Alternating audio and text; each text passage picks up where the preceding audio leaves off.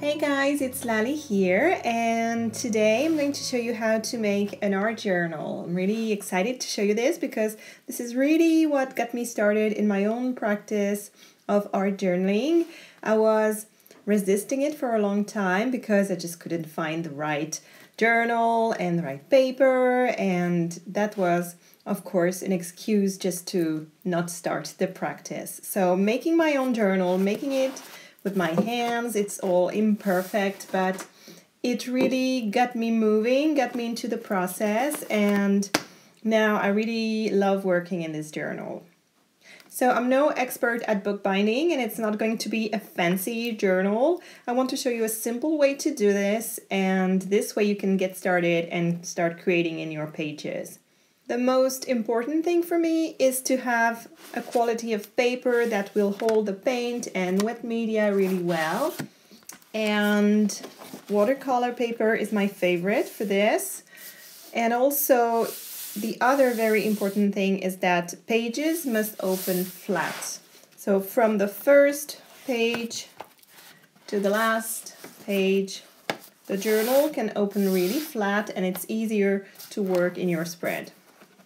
There are many ways to bind a journal or bind a book, and this is just the way that I do it. It's a simple technique and it's far from perfect, but it makes a really sturdy journal that opens really flat. And what I do is use 3 holes at the top, 3 in the middle, and 3 at the bottom. So there are many other techniques. You'll find lots of tutorials on the web. That's just the way that I do it. And this is what the spine of the book looks like. Of course, you can cover that if you like, but I really like to see all the signatures and the threads. Really like that, so I'm just keeping it this way. So I'm going to show you the materials that I use, and first let's start with the paper. So my favorite is watercolor paper. That's 300 grams per square meter. It's really heavyweight paper, and that's my favorite. But I only have just a few sheets left, so we're going to use something else. And actually, my current journal is made with this paper, which is 200 grams per square meter. And it's not exactly a watercolor paper, it's a mixed media paper. So what I do is buy paper that's twice the size of my journal. I'm really not a fan of measuring and cutting, so just the simplest solution will work best for me. So this journal here has 6 signatures and each of them has 3 sheets of paper, so that's 18 sheets. I'm going to make one with just 12 sheets here today. 12 sheets of paper is approximately one per month, so it's pretty nice. I like that number. You can use any number that feels good to you. If you have a particular number that you feel is symbolic for you or your lucky number, you can totally use that in your journal because you're making it for yourself and you can do it your own way. So here are my 3 sheets of paper. When you fold the sheet of paper in 2, you get 1, 2, 3, 4 pages, and this is what you call a folio. So I'm going to fold these in 2 and make 3 folios and then stack the folios together, and that's what you call a signature. I'm also going to use a sheet of paper that's the same height as my journal. So here it's an A4 sheet of paper. That's what we find most commonly here in France. And I'm using this sheet of squared paper to create a template that will allow me to have all my pages with the holes exactly in the same place. And it's going to make it easier to put the book together. So next I'll need a pencil, a simple pencil, an awl or a needle tool to pierce the holes in the paper, some thread. Ideally, for bookbinding, you're supposed to use wax thread, but I don't have any, and I'm a big believer in using what you've got. So this is some sewing thread that's meant for thick fabric, so it's very resistant, and that's what I've used for my previous journal, and it worked really well, and it has held very well over time. And next, the needle. There are many kinds of needles that you could use. The next thing you'll need is something to fold the pages. And usually I would use a bone folder, but I couldn't find it this morning. So anyway, I'm going to use the handle of my scissors here. You could use anything else that works for you. And if you have a bone folder, that's really the best option. Now, this is really optional, but the thicker the paper, the harder it is to really make the fold and keep the corners matching. So I'm using some paper clips to keep the corners in place while I fold my paper. It's just a little trick that I came up with because I was so frustrated that my corners didn't match, and it saves a lot of time. And finally, you'll want something to protect your table while you're piercing the holes in the paper. So my favorite option is to use a rag or a kitchen towel. And this way it is very soft and thick, and I can place my paper on top and punch my holes, and it works really great. So the first thing I want to do is fold my sheets of paper to create my folios. So this is a large A3 sheet of paper, and this will make an A4 sized journal. So you can really use whatever size you like or whatever paper you already have. If you have a block of watercolor paper that you're never using, just go ahead and it will make a fine journal. So I'm going to place my sheet of paper this way, and I'm going to match my corners here and here, and I'm going to take my paper clips to keep them in place when I fold. One paper clip, then the other side. And you can even add one in the middle if you like, especially with really large sheets of paper. So this is it. And I'm pressing with my hand, and starting with the middle, I'm just pushing very gently at first with my thumb and moving towards the top, still pressing with my left hand, and then going towards the bottom. And then I'll take my bone folder, or now my scissors, the handle of my scissors, and go over the fold like that, so it's nice and flat. Then I'll remove my paper clips, fold it the other way around. And when you do that, you can see that your corners are not always matching really well. So I'm just going to put some paper clips back.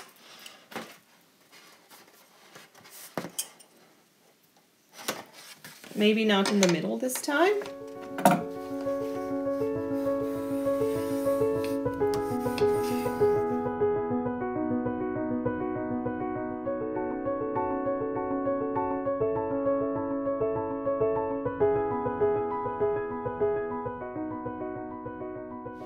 So here are my 3 folios, and inside the book they will be placed nestled within each other like that.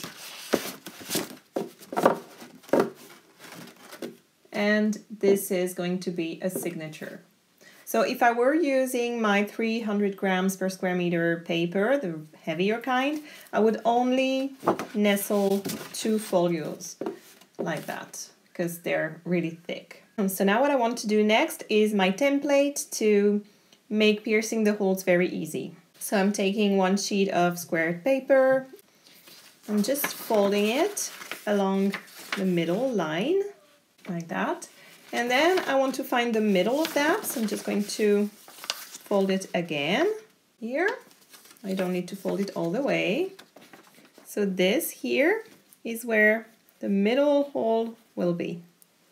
So depending on the size of your journal, you can space the holes more or less.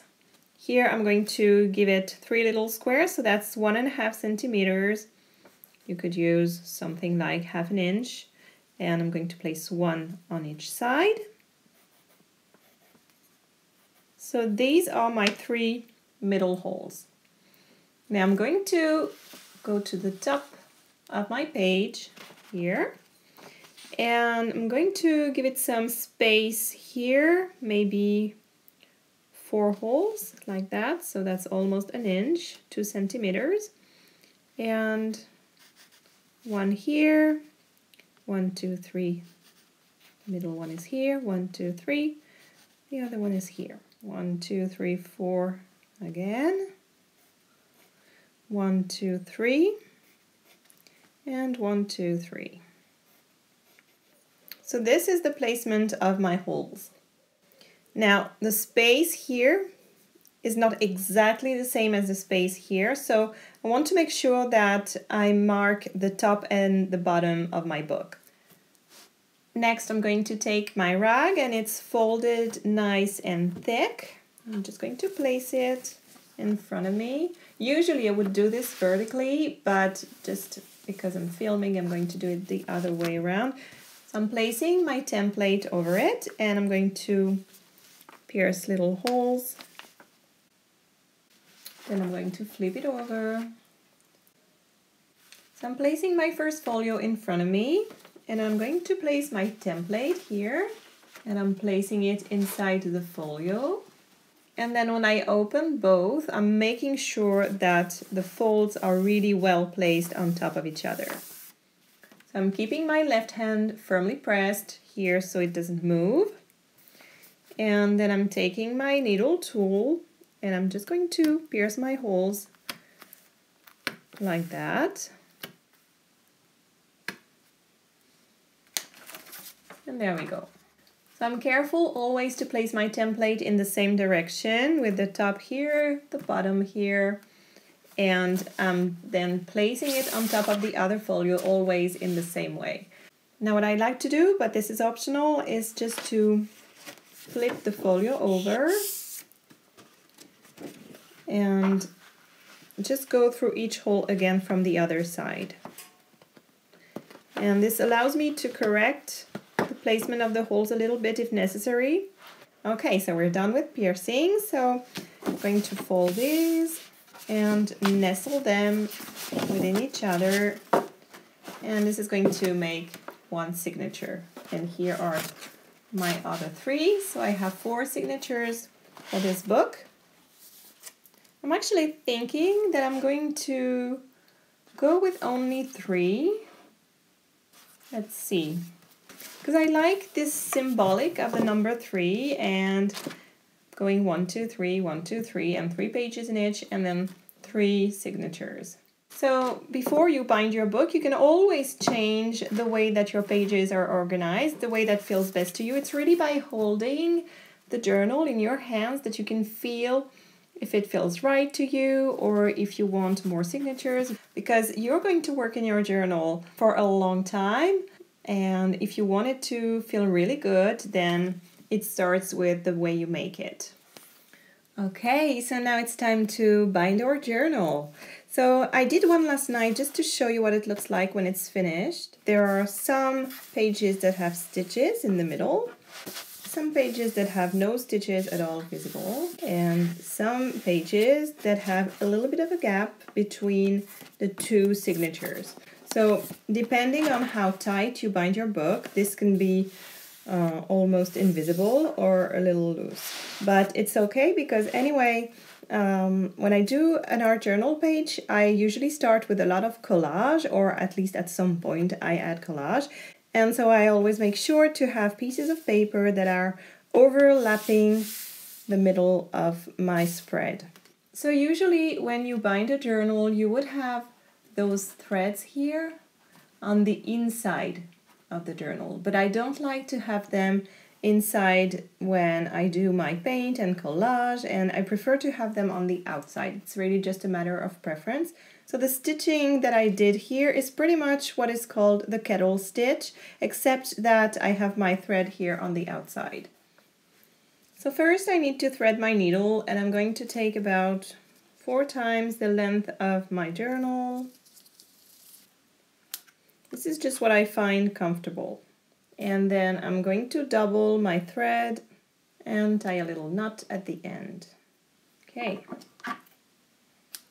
So the way I'm going to stitch in this first signature is different from the other three, because here I want some thread in, here, here, and here, just so that my pages are really attached together, and also so that I can have some thread here already to grab with the next signature so that I can attach all the signatures together. So what I'm going to do here is go with my needle through my first hole, grab it at the back, come back through the second hole,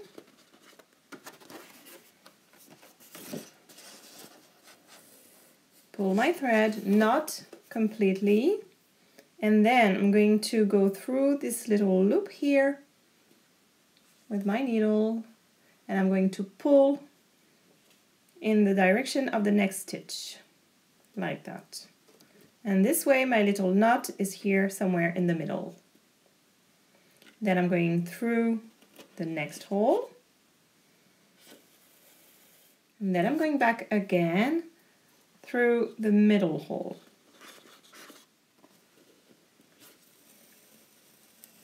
Like that. And I go under my stitch here to tie a little knot.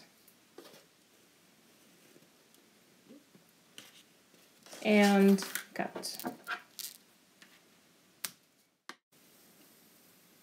So one of the most important things here is to keep a good tension in your thread at all times, but also make sure to not overdo it so that you don't end up with a very stiff journal. And that's how I do my first signature. Now I need to attach this first signature with the next one, and this next one is going to be stitched together at the same time as it is stitched to the previous one. So what I'm going to do here is secure my thread in this little stitch here, going through my little loop and pulling towards the outside, like that. Then I'm taking my second signature and I'm going through my first hole, like that. Then I come back through the second hole. So with the first stitches, it's hard to get a really good tension, so just take your time. Then I'm going here under my little thread from the first signature. Then I go back through my second hole, out through the third one, and just like before, I'm tying a knot at the end. So here you have two options. You can either cut your thread here and then repeat the same process with each group of 3 holes, or you can just keep going with your current thread and just move on to the next group. So that's what I'm going to do here. I'm pulling here to keep a good tension, then I'm going under my existing threads here. I'm pulling, and then I'm going through the first hole in the next group. And then I'm going through the second hole and grabbing my threads from the first signature. And here I go back into my second hole, out through the third one. And before I move on to the next group, I just tie a little knot here to lock the tension in.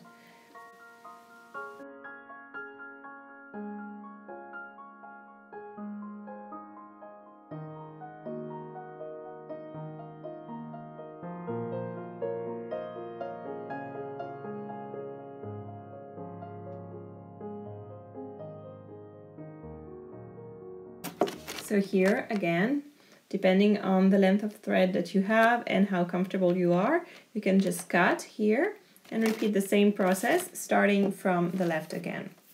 Or if you prefer, you can keep going with the same thread and just work from right to left for the next signature. So this is what the spine looks like right now, and I'm grabbing my third signature. So here I have my thread already attached here, and I'm going right through the first hole. Then out through the second one. So what I'm going to do here is a little bit different from attaching the second signature to the first, because here I had some thread that I could grab with my needle, but here I don't have any. There's no thread in between the stitches of the second signature. So I'm just going to grab the stitch here, making sure to grab all of the threads of this stitch, and I'm pulling, making sure it's tight, always checking the tension, and I'm going back into the same hole. Pulling again, then I'm going back through the third one, and then grabbing this little stitch here, the next one. Now, if I went back in and then on to the next one, my length of thread here would be on the inside. And that's not what I like. I want to have as little thread on the inside of my journal as I can. So what I'm going to do here is go through my loop here, tying a little knot here to lock the tension in. So now what I'm going to do is go from my last little knot here to my first little hole here. I'm going to grab my stitch with the needle, and I'm pulling to keep the tension, and I'm going into the first hole.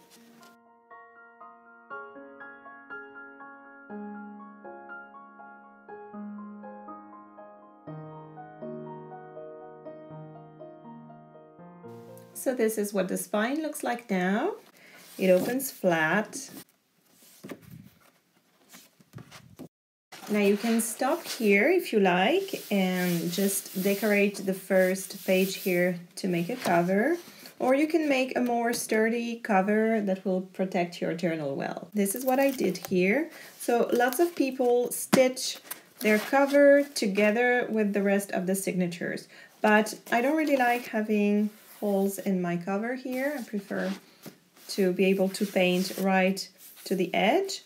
What I have done here is just glue the cover to my first page here. And I have decorated the front as a way to start my journal, but I haven't decorated the back yet because I think I'm going to do it really at the end. Now to make the same kind of cover, you will need some cardstock or cardboard or some gray board that matches the size of your pages. And cereal boxes work really well for this. And something else that works really well, which is my preferred option, is just to grab the backing board here. So if you're using this, you're going to end up with a board that is twice the size of your journal, of course, so you need to cut it. You'll need something to protect your surface, a ruler, and a craft knife, or maybe I'll use this one. And then you're going to need some glue and a flat brush to apply the glue. Like I said, I like to work with whatever I already have in the studio, so I'm just going to glue it down with some gel medium. This one is fluid because I just already mixed it with a little bit of water.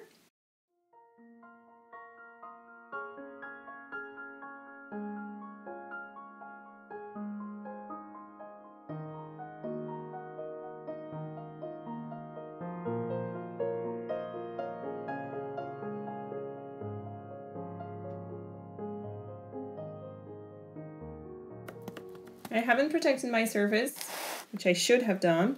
So I'm just placing my board over the page here because anyway I want this to have some glue on it, so it doesn't matter.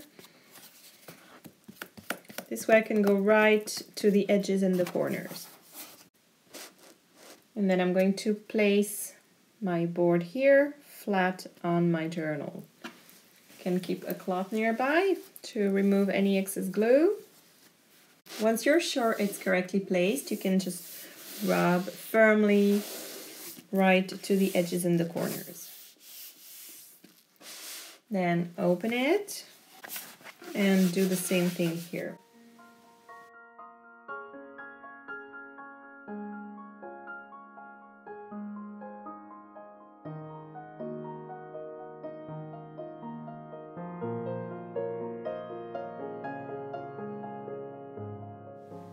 Okay, so now all I need to do is place my journal flat on a table and press it flat with something heavy. So I'm going to take some very heavy books and I'm going to keep it that way for a few hours until the glue is dry. Okay, my journal should be ready now, so let's see.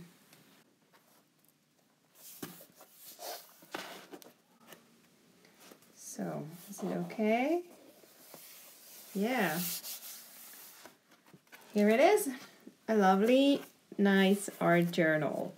Now, I'm opening it for the first time and I'm not going to close it before doing something in it, because that's the problem when you have a brand new journal. Very often you get intimidated because it's so beautiful and brand new and you just don't want to mess it up. But this is the point of the art journal. It's to make a mess, and a beautiful one, and have fun. And so what I'm going to do now is immediately play in my journal. I'm not going to close it until I have at least a page started. A bit of glue here. So very often it's intimidating to start with the first page because it's the first page of the journal. You don't want to mess it up. You just feel like it's the first thing you're going to see when you open it. So any page is good. So let's see. And that's another thing about my art journaling practice, is that I don't do the pages in order. I journal, I doodle, I put all my leftover paints over the pages, and it's fun that way. So let's see. I think I'm going to write to my journal for starters.